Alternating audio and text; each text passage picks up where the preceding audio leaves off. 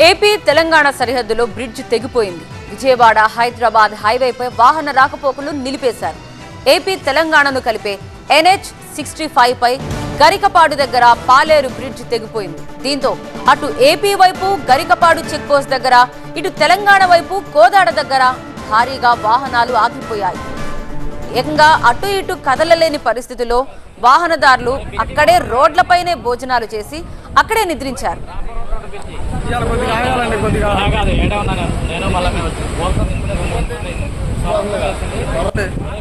మరోవైపు Aitavaram Kodad Ramapuram cross road దగ్గర highway పై నుంచి వరద వెళ్తూ ఉండడంతో హైదరాబాద్ విజయవాడ వాహనాలు దారి మళ్లిస్తున్నారు.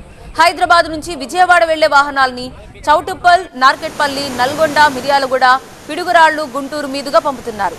ఖమ్మం వెళ్లే వాహనాల్ని చౌటుప్పల్, చిట్యాల, నార్కెట్పల్లి, అరవుపల్లి, తుంగతుర్తి, మద్దిరాల, మర్రిపేట నుంచి పంపుతున్నారు.